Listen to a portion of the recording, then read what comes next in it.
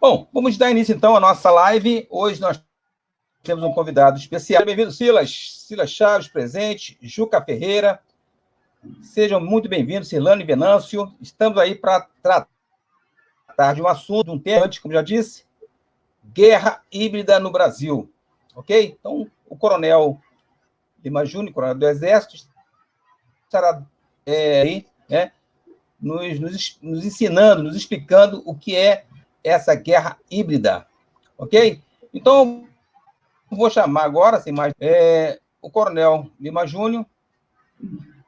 Coronel, seja muito bem-vindo.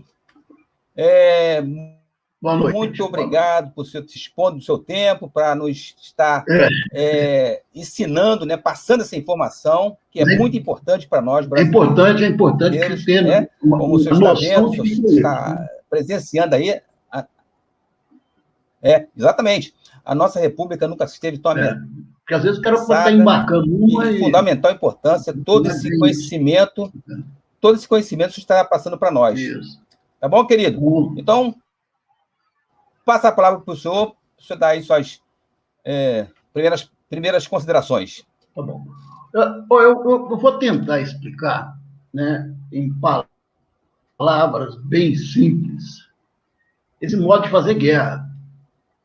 Primeiro, temos que entender a guerra como um fenômeno político que, em princípio, envolve violência e destruição com emprego de armas. Eu falo em princípio porque, com o advento da guerra revolucionária, com o advento da guerra híbrida, por exemplo, a violência ela deixou de ser, digamos assim, o ponto fundamental de fazer uma guerra, né? Porque a guerra, de fato, é um ato violento. Quando você se pressupõe parte para poder fazer uma guerra, em princípio, você tem que usar a violência. Mas, com o advento da guerra revolucionária e da guerra híbrida, a violência passou a ser digamos assim, uma condição não necessária e suficiente para que você faça guerra com outras pessoas, contra outros países. Né? Ok, Coronel. Veja bem, deixa eu já fazer a primeira pergunta para o senhor. Sim. Os senhores da guerra, né, eles estão apostando que o Brasil seria um alvo interessante para uma guerra, para se instaurar uma guerra híbrida aqui no nosso país. Tá? Eu pergunto ao senhor, afinal de contas, o que é, na prática, uma guerra híbrida? Sim. Passa para a gente aí, por favor. Tá bom. Na prática, o que é, na prática, essa guerra híbrida, ela é mais parecida com uma guerra revolucionária. Entendeu? Ela é mais parecida com uma guerra revolucionária. Ela é uma guerra que é não convencional. Então, a gente tem aí os tipos de guerra, são vários tipos de guerra. Vários. Tá? Mas o que interessa para a gente poder começar a entender a guerra híbrida primeiro, conhecer o que é uma guerra convencional, o que é uma guerra não convencional. Né? Aí, então vamos ver aí o que seria essa guerra não convencional. Tá? Bom, o que é a guerra convencional? Na guerra convencional, só os militares das nações em conflito atacam e defendem usando armas convencionais, observando regras de proteção aos civis e aos prisioneiros de guerra, obedecendo uma convenção, que é a Convenção de Genebra. Por isso que chama-se de guerra convencional. Então, a guerra convencional, ela é, digamos assim, ela é regrada pela Convenção de Genebra. Um exemplo de guerra convencional foi a Segunda Guerra Mundial. Segunda Guerra Mundial, na maior parte dela, foi guerra convencional. Tanto é que depois que acabou a guerra, teve julgamentos em Nuremberg, julgamentos o pessoal que perdeu, né? Cortes marciais, né? Então, isso aí que a gente leva mais ou menos digamos assim, o status de guerra convencional. Tá? É bom, eu acho interessante o pessoal começar a pesquisar. Pesquisa lá na Wikipédia, e lá a palavra Convenção de Genebra. Quando acessar a Convenção de Genebra, vocês vão entender qual é a finalidade da guerra convencional. Por isso que ela é uma guerra convencional, porque ela segue a Convenção de Genebra. Tá? E a guerra não convencional? A guerra não convencional é chamada de guerra irregular. Não existem regras. A guerra não convencional não existe regra. Envolve militares e civis indistintamente. Envolve soldados, militares, soldados civis. Não há regras e convenções a respeitar. As armas usadas são quaisquer meios que você consiga causar danos pessoais e materiais dos adversários. A guerrilha, por exemplo, é uma guerra não convencional. Não é uma guerrilha, como nós tivemos aqui a guerrilha do Araguaia, nós temos lá a guerrilha na selva da Colômbia. Isso aí é uma guerra não convencional. E a guerra não convencional, a guerra não convencional. Não, tudo bem. Tá? Isso. Ela não obedece regras, e a estratégia dela, da guerra não convencional, é uma estratégia indireta. O que é essa estratégia indireta? Ela não busca o confronto direto com a força armada. Ela busca exatamente desestabilizar o poder. Né? No caso da guerra convencional, por exemplo, você usa ali um poder de massa, né? Para poder atacar, de um modo geral, atacar toda a estrutura do Estado. A guerra não convencional, ela não precisa disso. Né? Bom. Coronel, uma pergunta. Dentro do que o senhor está explanando aí, então isso significa que esse tipo de guerra não convencional seria uma guerra híbrida, por exemplo? Isso. O que nós estamos vendo no Brasil hoje. A guerra híbrida é um tipo de guerra não convencional. Entendeu? Ela é um tipo de guerra convencional. Tá? Então, ela usa a estratégia indireta, né? E usa mercenários. Ela não usa a guerra híbrida, não usa forças regulares. Então, tem um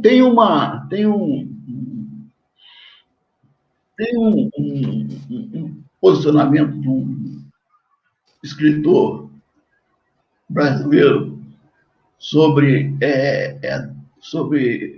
o fato da deposição da Dilma ter sido alvo de uma guerra híbrida. Não foi guerra híbrida, porque não houve ação militar. Não foi guerra híbrida, porque não houve ação militar. Foi até argumentado que os militares agiram por detrás disso tudo, para depor Dilma. Mas isso não justifica chamar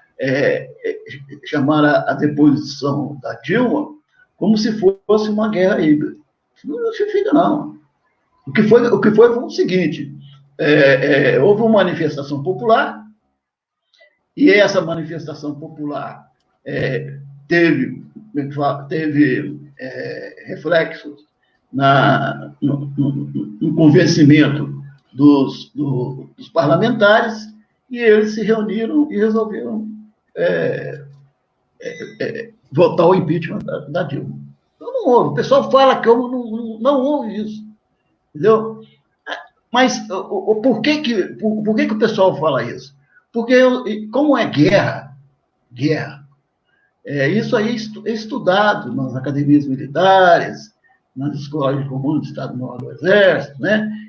Esses modos de guerra, mas apenas, não é para aplicação, é apenas para o conhecimento dessa área.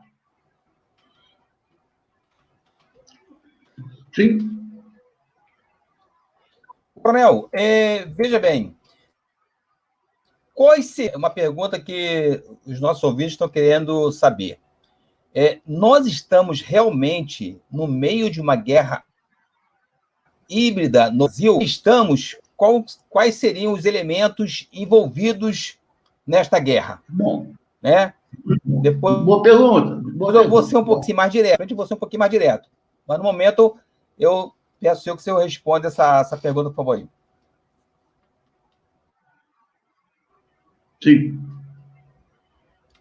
Sim. Aí que é o problema. Qualquer tipo de guerra híbrida, ela tem um fator que é fundamental. Ela tem que ter origem no exterior. Entendeu? Para, por exemplo, atacar alguém ou o poder para mudar para mudar o poder e que seja colocado pessoas de interesse dessa potência. A teoria de guerra híbrida, ela foi levantada pelos Estados Unidos. Tá? Mas por que foi levantada pelos Estados Unidos? Quando houve a implosão da União Soviética, né? Então, vários países se formaram ali no entorno da Rússia. Tá? Então, a gente chama isso de balcanização. Não é por conta dos Balcãs lá, não. O processo é balcanização mesmo. O que é a balcanização? São regiões que se conectam com digamos assim, o inimigo dessa potência, né? No caso era a Rússia, né? E aí os Estados Unidos começaram a insuflar revoluções dentro desses países. Teve o caso da Bielorrússia, teve o caso da Ucrânia, e teve várias guerras ali. Teve lá perto da China, teve uma outra guerra, de tal forma que a ideia era atacar o regime de Putin. Porque o regime de Putin está, de uma certa forma, impedindo, digamos assim, a expansão americana pela Europa. Mesmo depois da queda da implosão da União Soviética. Então, não há... Para que haja esse negócio de guerra híbrida, eu tenho que ter um input de fora. Senão, chama-se guerra revolucionária. Entendeu? Quando a guerra revolucionária... A guerra revolucionária, ela nasce dentro do país. Ela pode ser ou não, digamos assim, apoiada por uma potência militar, por uma outra potência, que tenha digamos assim, interesse no Brasil. Por exemplo, hoje a China. Pode ser que tenha isso. Mas o ataque dessa guerra híbrida é sempre estrutura de poder. Quando o ministro Toffoli fala sobre que o STF está sob o ataque de uma guerra híbrida, eu acho que, no mínimo, ele não tem muito conhecimento dessas coisas, não. não tem muito conhecimento dessas coisas, não. Entendeu? O que está acontecendo, não o que você vê na realidade, nas ruas, é que sem apoio de potência estrangeira, a população está vendo, está todo mundo vendo que o STF está fazendo no governo. Entendeu? Aí eles saem aí falando que é guerra híbrida. Não é guerra híbrida. Nunca foi uma guerra híbrida. Que a guerra híbrida, ela não ataca o judiciário, nem ataca o legislativo, nem ataca o executivo. Ele ataca o poder integrado. Isso que a guerra híbrida faz. E tem que vir de fora. Então você tem que trocar. A ideia da guerra híbrida é faz a pressão, né? E até que você, digamos assim, elimine a resistência do núcleo do poder. Tá? Então, Coronel, é bom entender essas coisas. Viu? Entendi. É por isso que essa transmissão de conhecimento, para que a gente não seja vendido na história. Veja bem, eu estava no tweet do general lá do Clube Militar, aí de Brasília, ele não muito satisfeito com a questão, né, do Fachin em botar Lula, Lula novamente, né? Lula, esse corrupto, e ele diz o seguinte, que lugar de ladrão é na cadeia. E logo abaixo, ele para o povo brasileiro. Precisamos que o povo vá para as ruas, tá? Eu estou com uma seguidora nossa, que a Vera Pedroso, ela está perguntando o seguinte: os militares reagirem a tudo isso que nós estamos passando no Brasil, a toda essa patifaria que nós estamos presenciando por parte do judiciário também, do legislativo, né? Nós estamos vendo aí o presidente praticamente amarrado, está limitado para governar, essa que é a verdade. E aí, a pergunta é respondesse aí para a gente aí. Bom, aí pode ser que esteja acontecendo alguma guerra híbrida, entendeu? Agora, veja bem, não há participação de militares. Por enquanto, não há participação de militares. Porque a guerra híbrida, ela, por ser uma guerra irregular, não existe o concurso de militares nesse tipo de guerra. Existe, sim, insurgentes, mercenários, né? Terroristas. Né? Então, existem pessoas que não são paramilitares, né? Não os militares em si. Porque os militares estão muito bem, digamos assim, muito bem enquadrados hoje. Né? Muito bem enquadrados. Então, o que pode haver é o seguinte: se se a pressão fechar em cima do governo, quando eu falo governo, eu estou falando poder executivo, poder legislativo e poder judiciário, os três, né? Os militares, eles têm lá um sistema de informação que é acoplado a essas ideias de guerra híbrida, entendeu? E eles vão, aos poucos, vendo quais são os movimentos que tem por aí. E, aos poucos, também ir cortando, digamos assim, essas beiradinhas, apainando essas beiradas. Porque o que interessa à força é proteger, as Forças Armadas, é proteger o povo, né? Proteger os cidadãos, né? Esse que é o grande objetivo. E não sair por aí fazendo guerra com todo mundo, né? E é o que as Forças Armadas estão fazendo. dentro do espectro, digamos assim, legal, dentro do espectro legal, eles estão fazendo exatamente esse estudo, estão fazendo essa avaliação, entendeu? E sempre de olho vivo na guerra híbrida, entendeu? Não há, eu acho que por exemplo, o caso do Fachin, por exemplo, isso aí eu acho que isso aí, a meu ver, isso é mais coisa ideológica, entendeu? Mais coisa ideológica, ou então uma prestação Então, de obrigação, né, por parte do Fachin, né? Já que ele foi empossado lá pelo Lula, né? Então pela Dilma, sim, né? então nós temos que fazer. E lá fez como é que fala?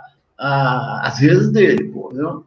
Se é para fazer isso, eu achava que não devia ser assim, entendeu? Porque quando o STF ele trabalha nessa coisa, sabendo o óbvio ululante de que houve corrupção, houve assalto sobre o corpo público, houve de fato digamos assim,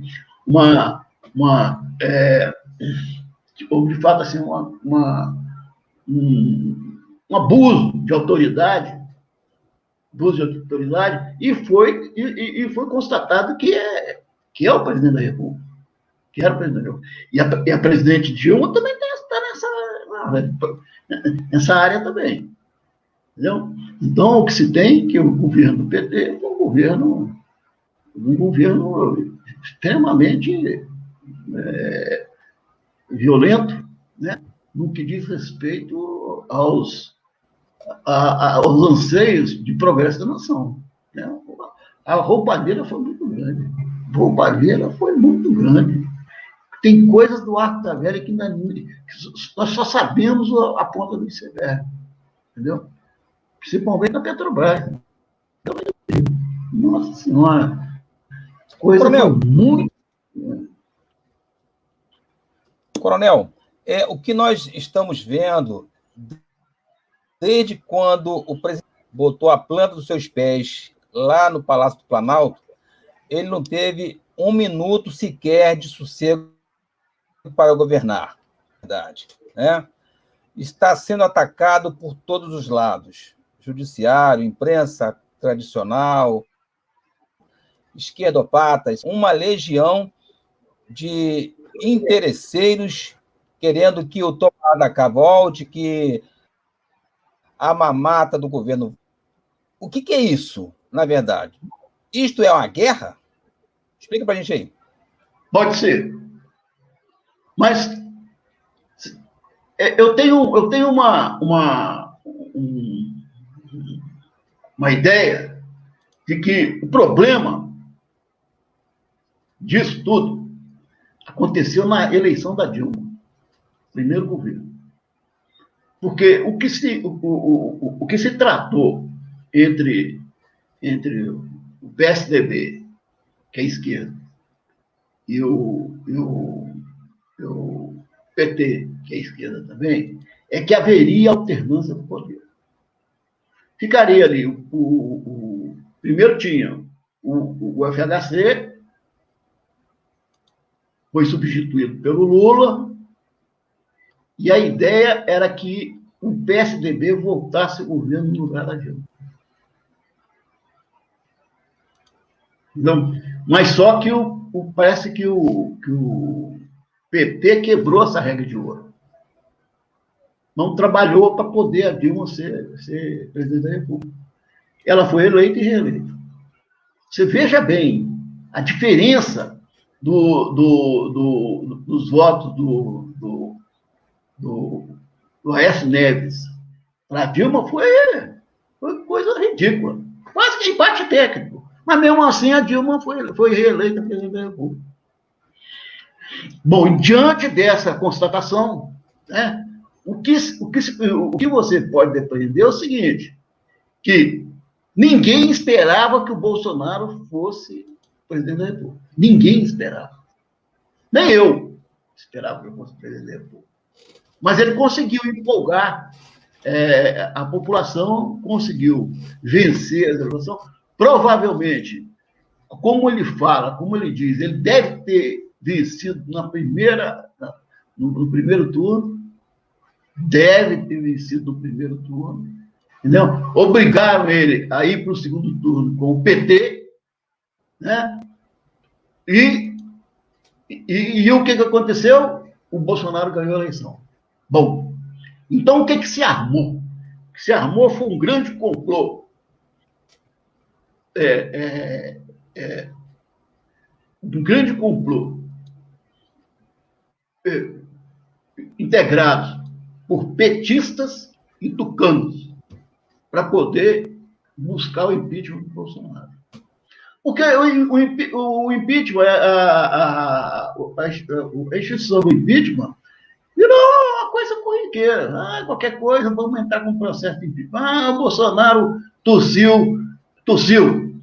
Ele estava sem máscara. Vamos entrar com impeachment, com o processo de impeachment contra ele. Então, eles ficam procurando pelo novo para poder buscar a ilegalidade da eleição do Bolsonaro. Né? E isso, como o judiciário ele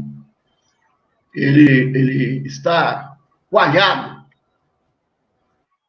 com ministros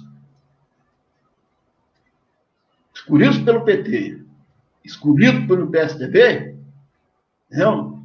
Então, eles como se fossem, digamos assim, como se fosse uma dívida de sangue, eles se pusessem a atacar o Bolsonaro também. Mas agora a gente vê o seguinte, o problema do Bolsonaro é que o governo do Bolsonaro é transparente. Então está difícil, eu acho que está difícil o Bolsonaro ser pego por um crime de responsabilidade. Muito difícil. Não vão pegar nunca. Entendeu? Então eles ficam procurando, né? Coronel, qualquer pontinha para poder pegar esse crime de responsabilidade, entendeu? Inclusive, uma guerra híbrida para acabar com ele, entendeu? Uma guerra híbrida dele. Mas eles não se esquecem que a guerra híbrida é uma guerra revolucionária. Entendeu? Então, aí eu pergunto a você, interessa às esquerdas iniciar uma guerra revolucionária contra o governo Bolsonaro? Eu acho que não interessa. Mesmo porque a situação econômica do Brasil está em alta. Então, para que você criar digamos assim, um problema político dentro do governo se o Brasil está nadando de braçada no mercado internacional? Então, é difícil. É difícil até para a esquerda fazer uma guerra híbrida, entendeu?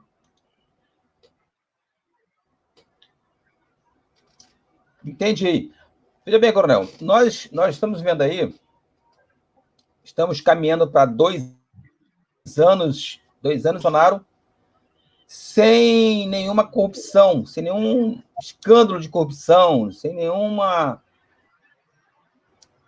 sobre o tema corrupção no executivo, né?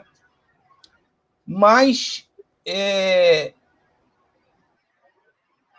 eles não param de agir. Principalmente o Supremo, escandalosamente e sem assim, nenhum pudor, abusando do direito de errar. Eu pergunto ao senhor, quem pode, nessa intransigência toda, nessa ditadura da toga? Esse assim, parece ser o maior clamor, um dos maiores clamores do povo brasileiro com relação a essa aberração, essa verdadeira aberração aí, envolvida. Pode parar essa ditadura da toga. Olha, eu não sei se foi o ministro da Defesa que falou isso aí, não sei quem foi que falou, mas o povo tem que ir para as ruas. Entendeu? Por quê? Porque quando você joga o povo nas ruas com uma determinada bandeira, entendeu? Você consegue mudar a coisa.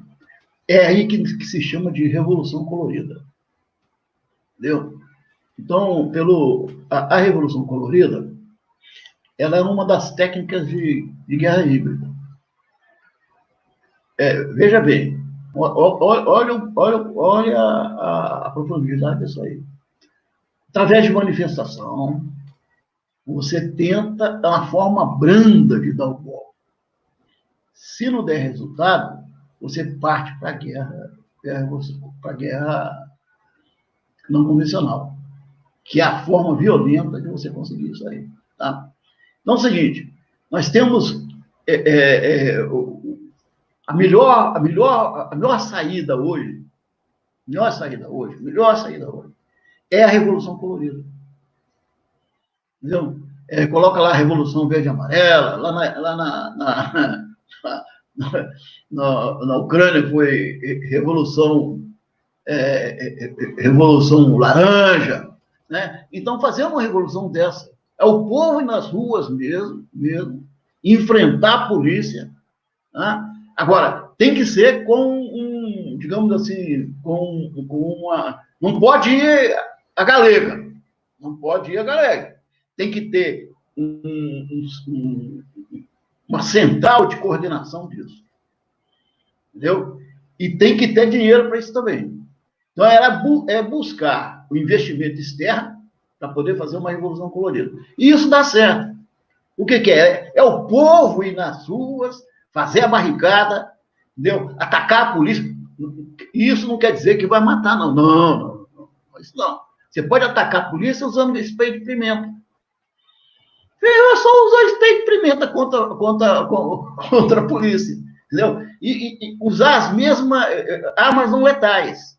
Entendeu? E se não houver essa escalada de revolução colorida, que é uma forma branda de você restituir a normalidade do país, né? Não vai acontecer nada. É povo. Coronel, entendeu? E o interessante é o seguinte. Eu vou só terminar aqui. O interessante é o seguinte. Tudo bem. Interessante é o seguinte. Uma revolução colorida aqui em Brasília, ela não tem muito impacto. Por quê? Porque os espaços aqui em Brasília são muito amplos, principalmente quando você vai pressionar o Congresso Nacional e o STF. Espaço muito amplo. Então, se você consegue mobilizar 1 milhão de pessoas, aqui em Brasília não é nada. Mas se você mobilizar 1 milhão de pessoas lá em São Paulo, lá na Assembleia Legislativa de São Paulo, no Rio de Janeiro, você tranca a cidade. Entendeu? Aqui em Brasília é muito difícil trancar a cidade. Entendeu? Você pode muito bem usar isso aí, mas você não vai conseguir. O máximo que você vai conseguir trazer para Brasília para fazer uma revolução colorida, na faixa de uns 3 milhões de pessoas, que não vai dar nem em termos assim de impacto, de massa, nem cosquinha faz. Entendeu? Por quê? Porque os espaços são amplos. Aliás, Brasília foi feita para isso. Brasília foi construída para não ter revolução. Você que mora aí no Rio de Janeiro, faça uma visita no MAR, no Museu de Arte Moderna do Rio de Janeiro. Tem lá no 3º andar, tem uma seção de galeria de fotos, que mostra fotos de políticos, essas coisas todas. Né? Então, ele tem uma foto, uma está do lado da outra. De um lado está o Palácio da Alvorada. Ninguém em torno do Palácio da Alvorada. E do outro está o Catete, na época da pressão que os cariocas fizeram, que os brasileiros fizeram contra Getúlio Vargas. Você não viu o Catete. O Catete desapareceu.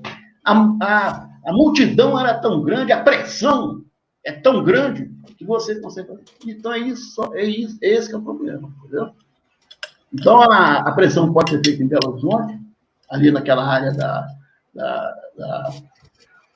Afonso Pena, né? Pode ser feita ali no Palácio dos Bandeirantes, né? E partir mesmo, fazer barricada, essas coisas todas. É uma revolução colorida. Só assim que você consegue montar um negócio. Só assim que você vai fazer a ficha desses nossos parlamentares cair. Entendeu? Então, Ou seja, sim. Coronel, acompanhando o seu raciocínio, não adianta, como nós participamos, né? Ano passado, nós participamos de essas manifestações lá em Brasília, né? Eu, o senhor, né? Nós aqui, minha esposa também, enfim, vários patriotas de todo o Brasil. Porém, como o senhor disse, foi preparada para não se haver assim, uma manifestação de vulto, que pudesse os parlamentares e também os ministros lá do STF. Então, a saída, né, a Vera Pedroso, ela está dizendo o seguinte, que já participamos de várias manifestações e nada acontece. Então,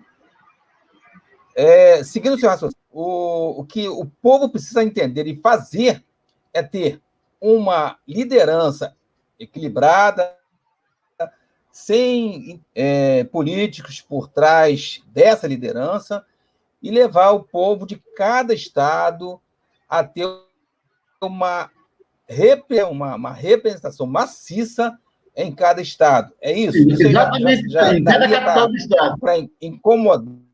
Porque o problema. Incomodar. Uma coisa é você fazer uma revolução colorida em Kiev ou na Bielorrússia. São países pequenininhos, pô. Né? Aí, e tem gente pra cacete. E pior, tem gente politizada, extremamente politizada. Porque se uma vantagem que o comunismo trouxe para a Ucrânia e para a Bielorrússia, foi a politização da população. Então, eles sabem qual o problema disso. Eles sabem disso. Eles vivenciaram isso. Eles não querem mais isso. Agora, o problema da Revolução Colorida, ela tem que ter um apoio exterior, porque isso precisa de dinheiro. Entendeu? A Revolução Colorida, que o pessoal fala é o seguinte: você pode montar uma manifestação a partir do YouTube, do Twitter ou do Facebook ou do Facebook, e você usa o Google Maps para marcar qual é o local de concentração. Então você, olha, vamos fazer isso, o local de concentração é aqui. Aí você traz a pessoa para cá. Aí, esse método é chamado de enxame. Enxame. É como se fossem abelhas no enxame dentro da colmeia. Você chama de enxame. Entendeu? E você pode levar a Revolução Colorida por esse aspecto. Entendeu? Mas o único modo que tem é esse. É o modo mais brando que tem de você tentar restabelecer, não é mudar, não, é restabelecer a ordem. Entendeu? O próprio povo restabelecendo a ordem. Porque o que está acontecendo hoje em dia aí Coronel, o STF. Veja bem. O STF agora. O STF agora está por negócio de vacina, o STF agora vê tudo, o STF vê tudo. Que negócio é esse, cara? 11 caras que não foram eleitos por ninguém. Quem foi que elegeu? Você votou em algum cara do STF? Ninguém votou. Então, eles estão mandando. Entendeu? Então, só tem um jeito de acertar isso aí. Revolução Colorida. Entendeu? Não é nem guerra híbrida. Porque a guerra híbrida é uma revolução colorida mais uma guerra não convencional. Você pode destacar a Revolução Colorida.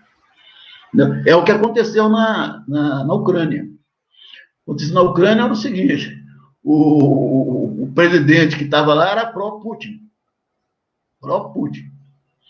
E aí os Estados Unidos começou a insuflar... Olha só, o quadro... Tá? O quadro hoje,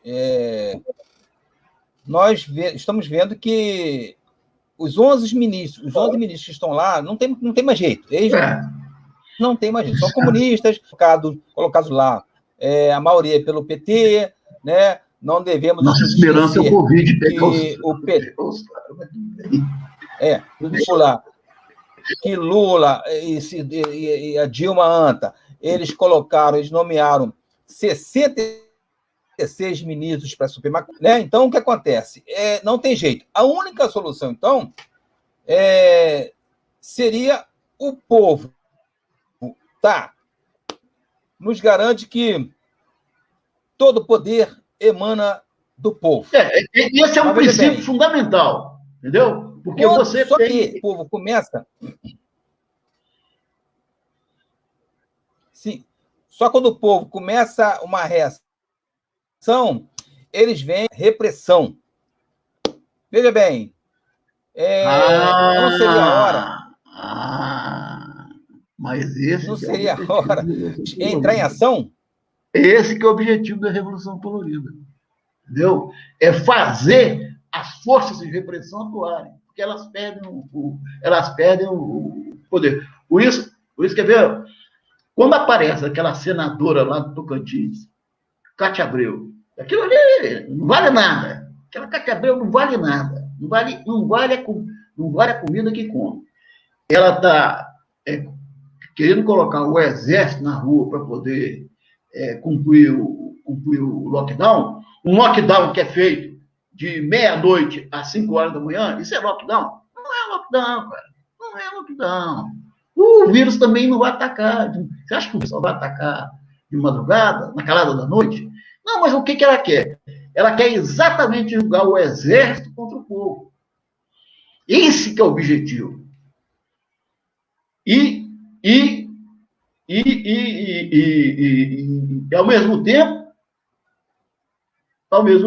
desprestigiar a figura do presidente da República. Entendeu? Porque ela é de um estado, que é de Tocantins, desculpe aí se tem alguém lá do estado de Tocantins, que é sinceramente, que é um feudo da Cátia Abreu. É um feudo da Cátia Abreu. Não tem como falar que não. Não é. É um feudo da Cátia Abreu. Entendeu? Ela manda em tudo lá no negócio.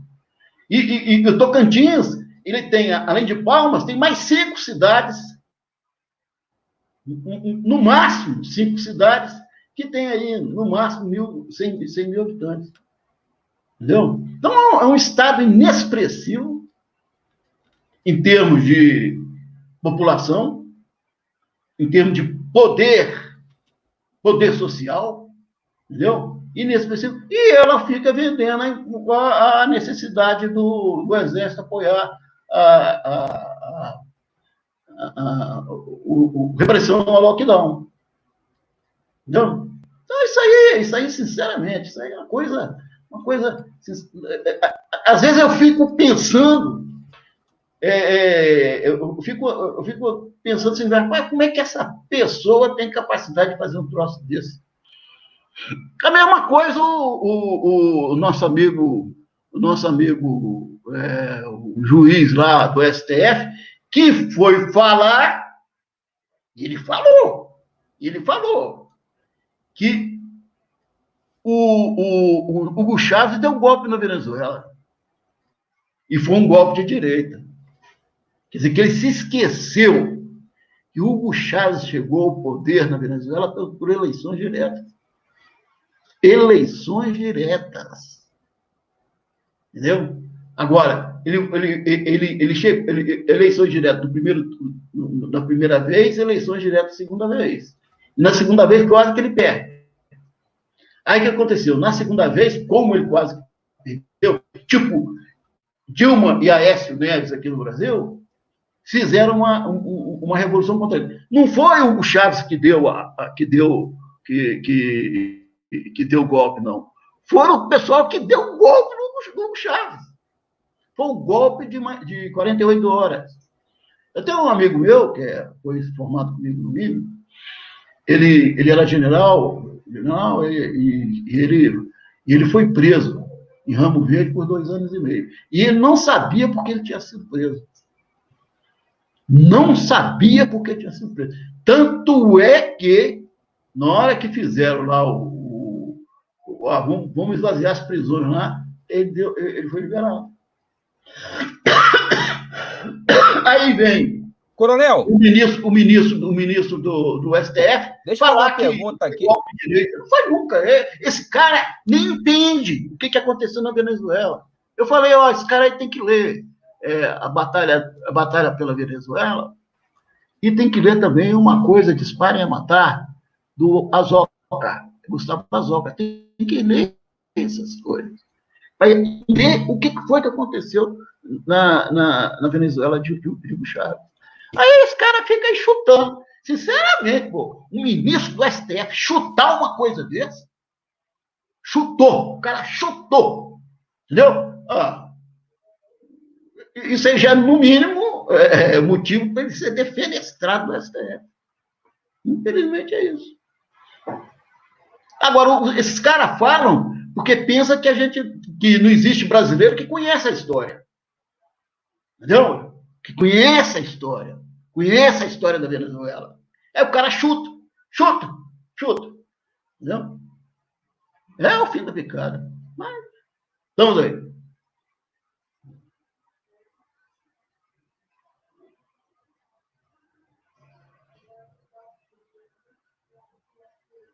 Ih, não estou te ouvindo, hein? Não estou te ouvindo.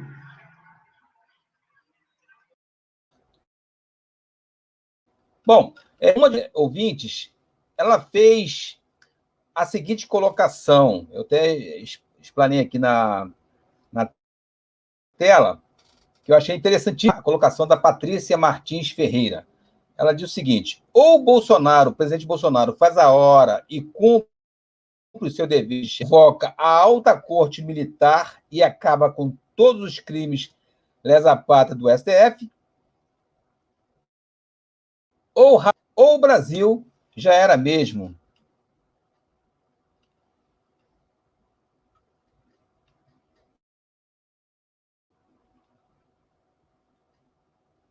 O que o senhor me diz a respeito, coronel?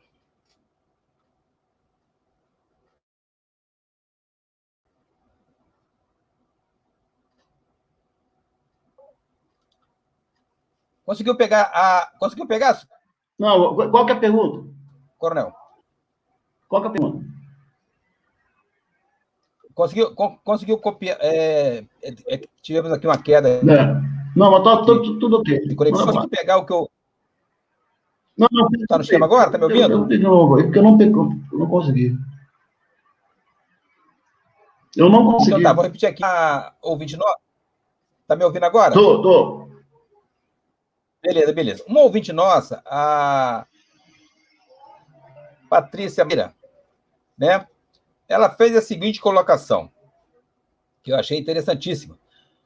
Ela diz o seguinte: ou o Bolsonaro fora e cumpre o seu dever de chefe de Estado e convoca a alta corte militar e acaba com todos os crimes lesa-pátrias, ou resgata a nossa soberania. Ou o Brasil já...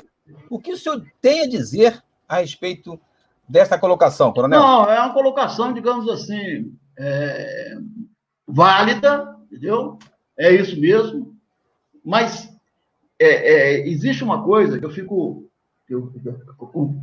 comento com os meus colegas, é que hoje, no mundo todo, digamos assim, abstraindo esse problema de pandemia. Nós vamos supor que não tenha pandemia no lugar, né? o mundo todo, hoje ele tá muito dependente das relações internacionais do que das relações políticas. Entendeu? Relações internacionais. Por exemplo, hoje o que interessa para o Brasil hoje é um ambiente de negócios, entendeu? Capaz de estimular o investimento estrangeiro no país. E esse ambiente de negócio, a gente tem que ter segurança jurídica.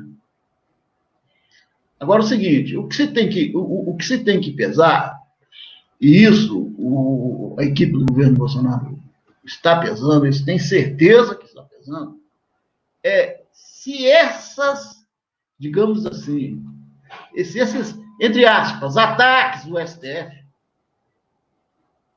estão desequilibrando esse ambiente de negócio. Se não tiver desequilibrando o ambiente de negócio, então a política do governo é uma política de boa vizinhança. Ele vai empurrando com a barriga até o ponto onde que se nota algum prejuízo para os investimentos externos aqui. Por exemplo, tem um evento que aconteceu semana passada que me deixou com a pulga atrás da orelha. A Índia vai receber a fábrica da Tesla lá no interior da Índia. E vão empregar uma quantidade de gente do cacete. Por que essa fábrica da Tesla não veio aqui no Brasil? Não veio para o Brasil porque as nossas leis trabalhistas ainda são muito, digamos assim, muito paternalistas. E que torna o Brasil um dos países mais fechados do mundo para o investimento externo. O que interessa é o investimento externo. A gente não tem dinheiro para isso. Por mais que a Petrobras e o pré-sal produza, o pré-sal hoje está produzindo 2.600.000 barris por dia. Isso que ele está produzindo. A capacidade de refino é mais ou menos parecida com essa. Mais ou menos isso aí. Né? Se eu pegar, vamos quer ver? Olha o problema do Brasil. Vamos ver se eu pegar todo esse petróleo do pré-sal e refinar ele aqui no Brasil com as nossas refinarias aí, que estão em regime de cessação de lucro. Né? Os caras falam, então, só o pré-sal transformando o petróleo em diesel, nós vamos produzir 160 milhões de litros de diesel por dia. O nosso consumo hoje, 98 milhões de litros. Se eu tirar os 166 menos 98, vai sobrar petróleo, vai sobrar diesel para cacete. E eu nem tenho onde botar isso aí. Porque, mesmo se eu tivesse que botar isso aí, a malha logística nossa não consegue absorver isso. Entendeu? Ela não consegue absorver isso. Entendeu? Mas por que não consegue absorver isso? Porque não tem ambiente de negócio. Não tem ambiente de negócio. Entendeu? Então, esse grande problema do Brasil é exatamente esse ambiente de negócio. Então, se o STF começar a entrar nesses aspectos de petróleo, não sei o que lá mais, essas coisas todas, vai ocorrer um desequilíbrio no nosso ambiente de negócio. Não adianta a gente, igual o o Paulo Guedes falou que nosso crescimento está em V, né? Que está mesmo, entendeu? Pelo PIB, todo mundo apostou que o PIB do Brasil é lá embaixo. PIB nosso está melhor do que o da zona do euro. Só não está melhor do que o da Rússia. Quer dizer, desses países, né? O BRIC também, né? Então, essas coisas. Então, a Índia, o que a Índia faz? Ela está criando o ambiente de negócio para a fábrica da Tesla se implantar lá. E a fábrica da Tesla não vem para o Brasil, porque nós não temos ambiente de negócio. Pronto? Coronel, nós já estamos chegando no final da nossa live, mas nós estamos vendo aí o cenário político aí, não só no Brasil, mas ao redor do mundo. Eles conseguiram derrubar Donald Trump, conseguiram derrubar também aqui na Argentina, estão tentando derrubar o primeiro-ministro lá na Índia, que também é um conservador, citando aqui, são conservadores, tá? E estão atacando, assim, também, muito ferozmente, o governo conservador. Bom, veja bem, na sua opinião, o governo Bolsonaro corre o perigo?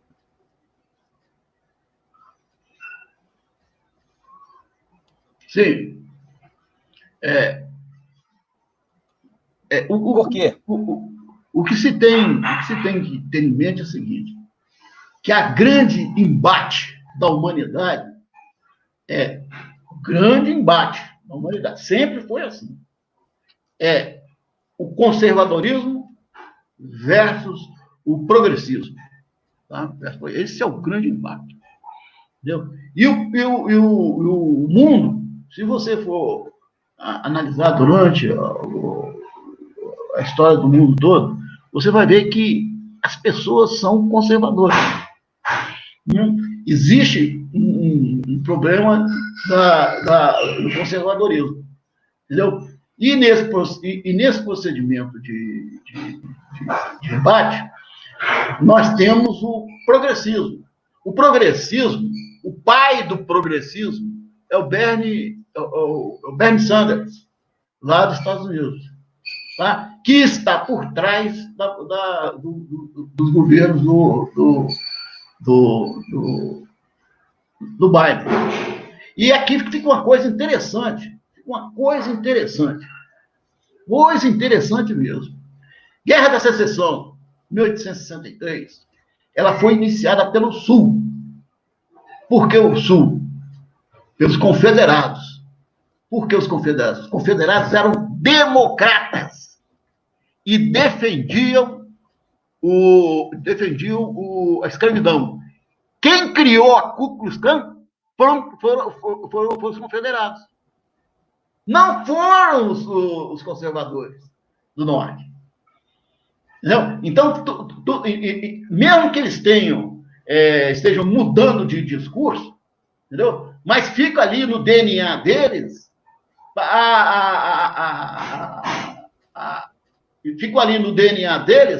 digamos assim,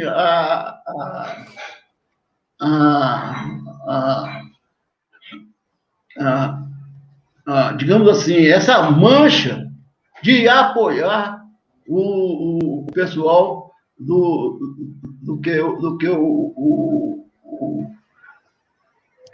uma mancha de apoiar o progressismo. Entendeu? Então, hoje o que se trata no mundo é a guerra do progressismo contra o conservadorismo. O conservadorismo ele é uma orientação, digamos assim, comportamental, que privilegia a crença em Deus, crença nas liberdades individuais, entendeu? Crença no laissez-faire. Por mais que esse laissez-faire seja uma coisa liberal. Entendeu? Pode fazer qualquer coisa, não existe isso. Então, o que o progressismo está querendo? O progressismo está querendo estabelecer uma nova ordem mundial em que todo mundo vai ser bom. E o que tem o governo Bolsonaro com isso? Isso é importante. O governo Bolsonaro ele é conservador. Ele é conservador. O próprio Bolsonaro já falou que ele é conservador. Então, ele está, juntamente com essas lideranças que você falou aí, o Bolsonaro está, digamos assim, na alça de mira dos progressistas. Entendeu? E é a hora que a gente tem que ter muita digamos assim, muita cuidado em não entrar nessa vibe, né, de chamar o Bolsonaro de genocida, né? Entendeu? Porque esse negócio de quem criou esse negócio de genocida foi o Ciro Gomes. Ciro Gomes que criou isso aí, entendeu? Ciro Gomes que criou esse negócio do Bolsonaro de genocida. Isso não pode Ciro Gomes é um palhaço, né? É um palhaço. É um eterno derrotado, né? E o pior é o seguinte... Eterno derrotado, nunca vai... Né? Não tem moral nenhuma para falar. Mas o que vai acontecer com o governo Bolsonaro vai ser, a partir de agora, cada vez mais as forças progressistas vão atacar o governo Bolsonaro. Então, a gente tem que estar sempre alerta e responder à altura isso aí, porque isso agora é guerra de palavras, guerra de opiniões, entendeu? É muito difícil. Entendi. É muito difícil o Exército, digamos assim, se engajar numa luta dessa.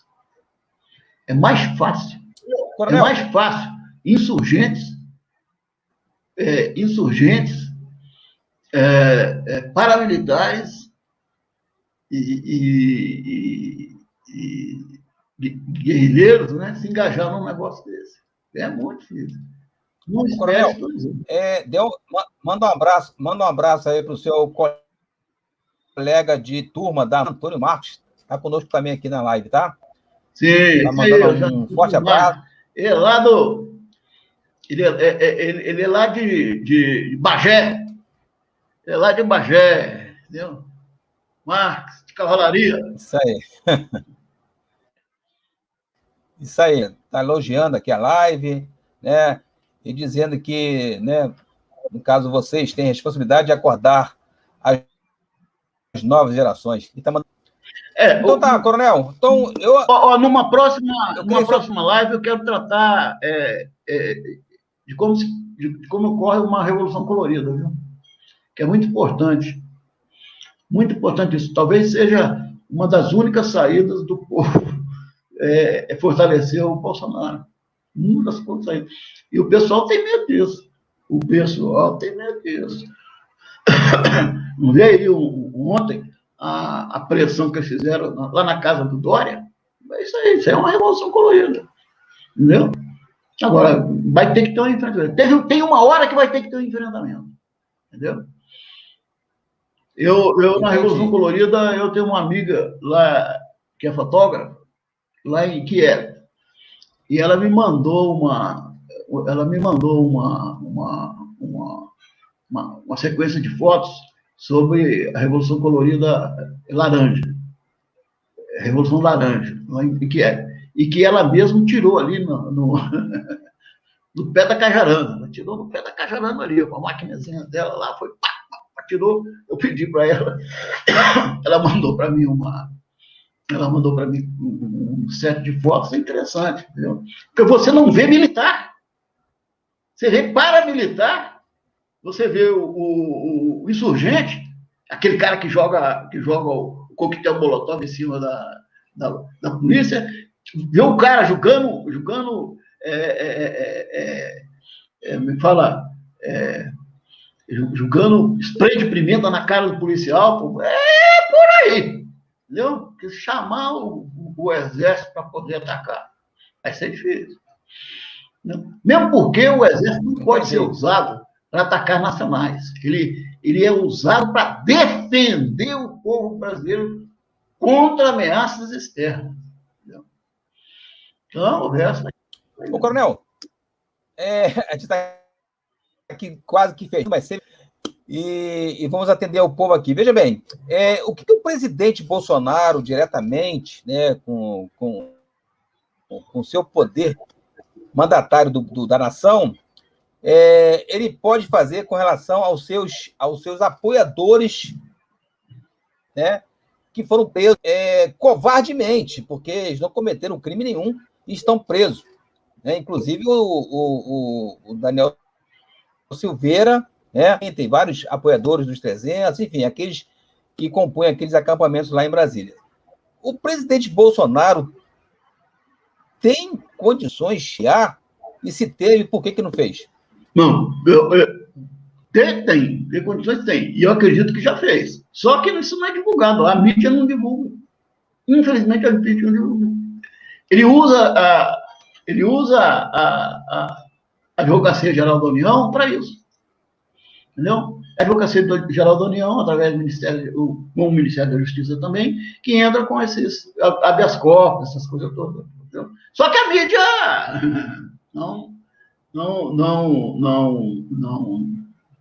não divulga, entendeu? O que está acontecendo é exatamente isso aí, entendeu? A Advocacia Geral da União está agindo, entendeu? Porque da União, porque que se trata, no caso, eu não sei no caso do Oswaldo Eustáquio, não sei, mas no caso do deputado, a Advocacia Geral da União, com certeza entrou no circuito, entendeu? Só que ninguém dá repercussão nisso, entendeu? Mas o que o Bolsonaro pode fazer, está fazendo, é isso aí. O Bolsonaro, ele tem uma visão de política muito além do que os próprios mortais. Ele sabe onde que pode atuar, ele sabe, ele vai em cima da coisa, entendeu? Uma das coisas que ainda não sei porque ainda não foi resolvido foi o caso do esfaqueamento dele lá em fora. Né? Isso tem que ser resolvido. Tá muito estranho. Isso tem que ser. Coronel,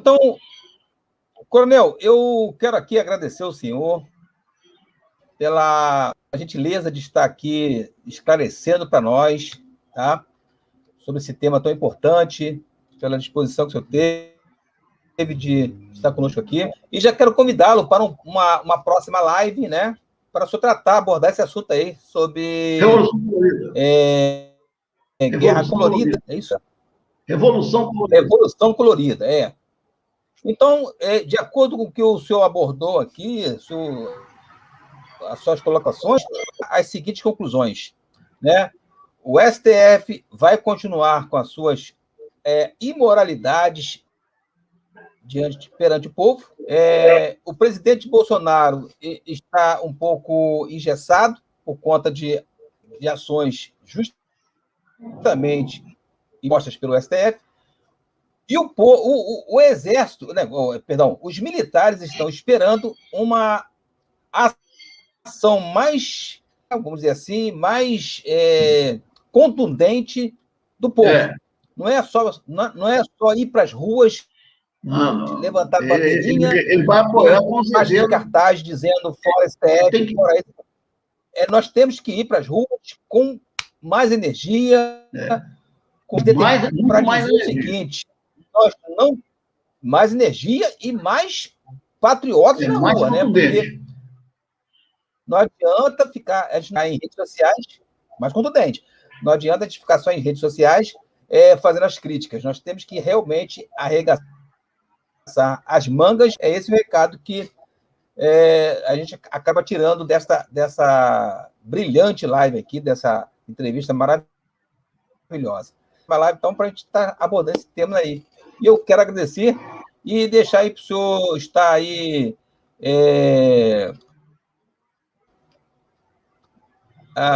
né, fechando essa live aí com as suas considerações finais. O Bosco, eu agradeço aí sua atenção aí de dar voz a alguém que pensa diferente da galera, entendeu?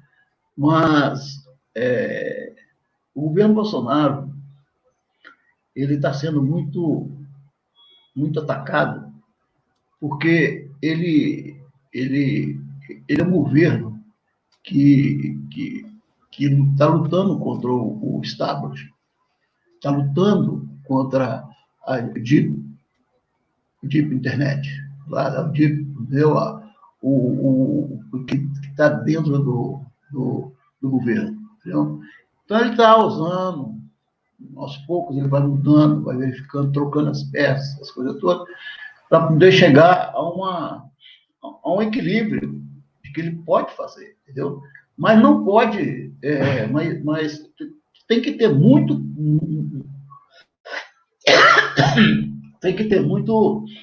digamos assim, muito cuidado e não acreditar em muitas coisas aí que são publicadas por aí, que são totalmente fora. O exército vai atacar. Não, o exército não vai atacar, não. Entendeu? Em princípio, o exército não vai atacar, não. Tá? Mas o que se precisa é mobilização popular. Se não tiver mobilização popular, é muito difícil o governo ter um apoio, entendeu? Tem que ter um apoio. Porque a mobilização popular, ou você tira o apoio do governo, ou você coloca apoio no governo, entendeu? As revoluções coloridas que aconteceram na Bielorrússia em Kiev, foi por conta, foi tirar os mandatários lá que eram simpáticos ao Putin. Então, isso teve uma ação no exterior, né? Teve uma ação no exterior, o pessoal fala que é dos Estados Unidos, né? E eles, então, fizeram essa manifestação popular e conseguiram tirar de fora esses governantes que não apoiam o Putin, né? E isso agora transformou lá. O Putin agora está contido ali naquela região dele, contido politicamente, né? Nós estamos com o problema da prisão daquele cara que foi envenenado, né? Então, isso aí é importante, né? Mas uma coisa é a Rússia, outra coisa é o Brasil, né? E esse que é o grande problema, né? E a Rússia tem um exército muito politizado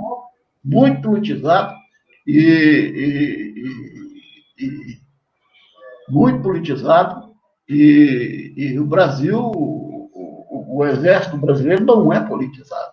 E é bom que seja assim. É bom que seja assim, entendeu? Para dar estabilidade. Também que o judiciário não fosse politizado, né? O ideal é se todas as instituições não fossem tão politizadas, entendeu? Mas aqui, ó, o STF é muito politizado. STF o pessoal fala que é vergonha nacional, e é mesmo. E é mesmo, entendeu? Mas é isso aí. Tudo bem, coronel. Então vamos encerrar nossa live ao senhor mais uma vez e a todos que acompanharam conosco essa explanação muito importante e já convidando para a próxima live que nós estivermos já nos conformes, a gente estará anunciando aí aos nossos ouvintes, tá? Sobre esse tema aí, Revolução Colorida. Ok, obrigado, coronel? Fique na paz de Deus e todos os que acompanham essa live também. Tá bom? Um forte abraço aí. Forte abraço. Isso aí. No próximo vídeo, nós estaremos juntos mais uma vez. Obrigado pela companhia.